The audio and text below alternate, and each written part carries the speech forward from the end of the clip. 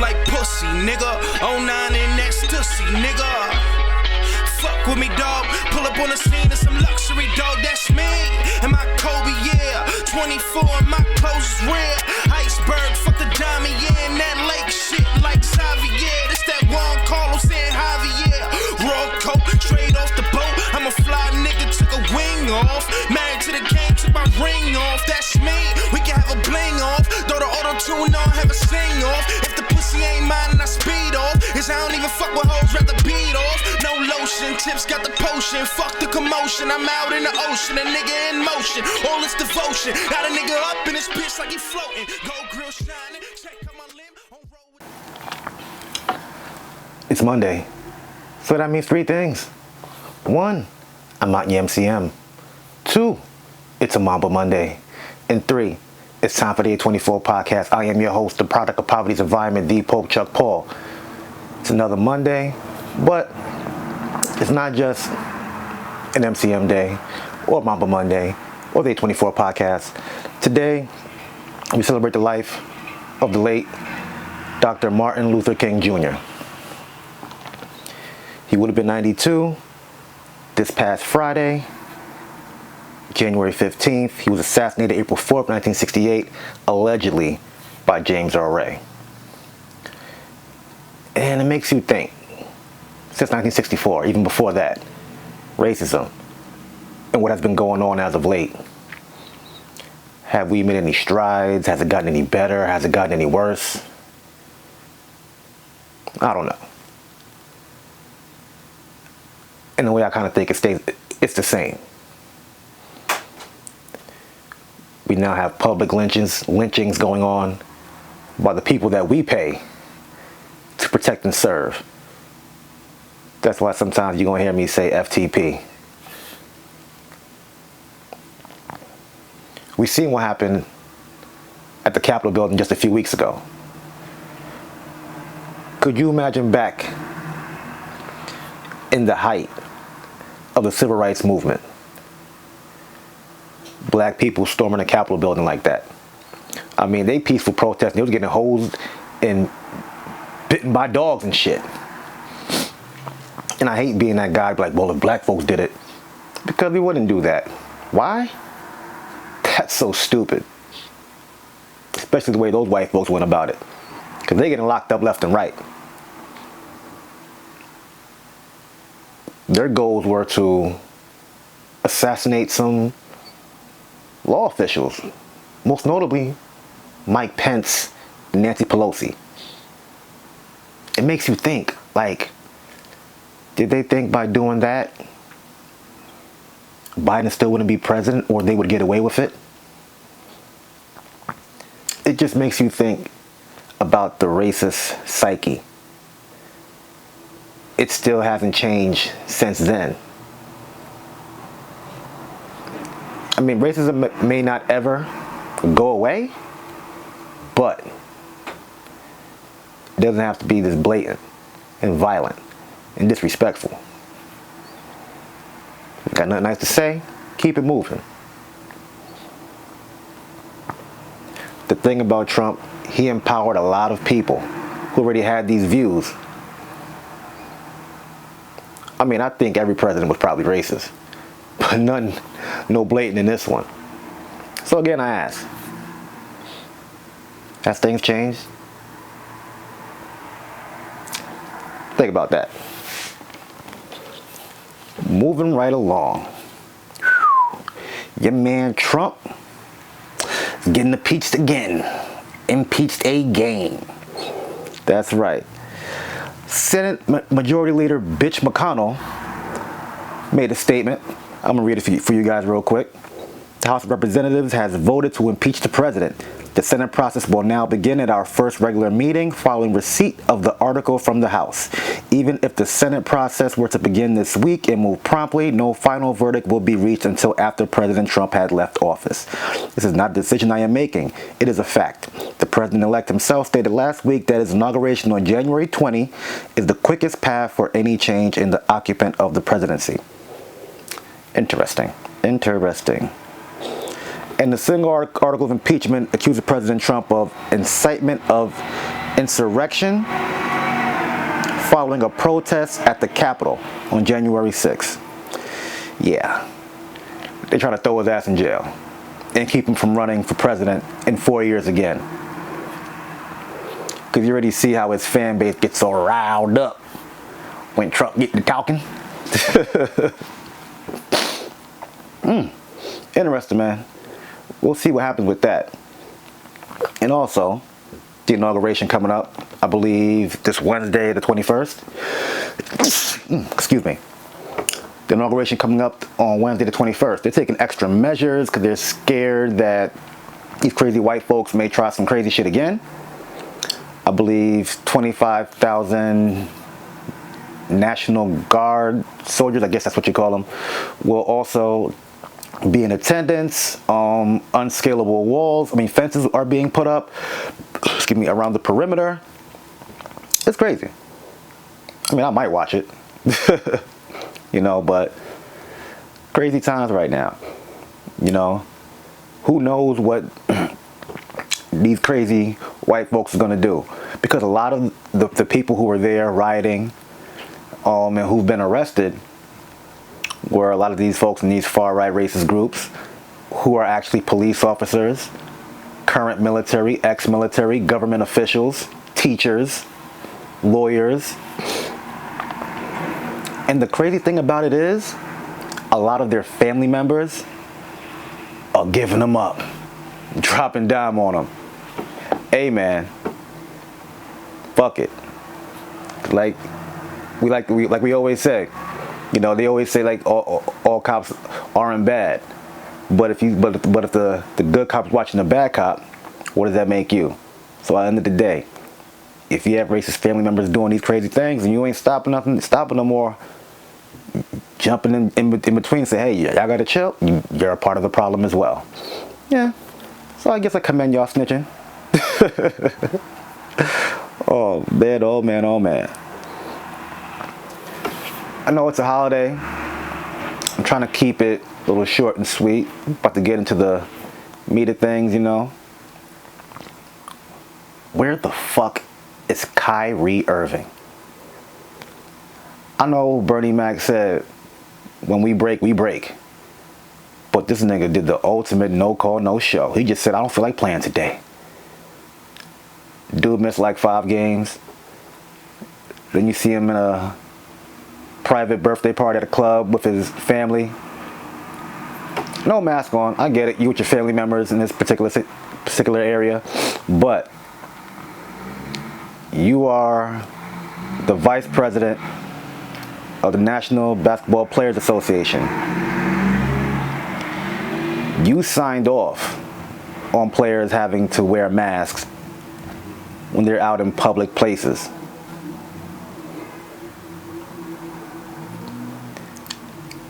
And why aren't you telling your family members and friends, yo, don't record me, put the phone down. I ain't been to work in a week. You guys heard me say before, not everything is for social media. You guys heard me say this before. And I've gone on record before saying Kyrie's like the blind leading the blind. And look at this motherfucker. Yeah, getting fined, missing money, but guess what? Now he has to go through another COVID protocol. May get suspended a few games on top of that. So you're leaving your teammates high and dry. And Spencer Dinwiddie's already injured. Hell, the Nets with James Harden barely beat Orlando. Barely. And I don't even think they had Aaron Gordon. So my thing is this. What would you do? You and your homie, y'all got a mission. Y'all got one goal. You came because he wanted you on his team. And now he's wilding out. Some of these dudes, man,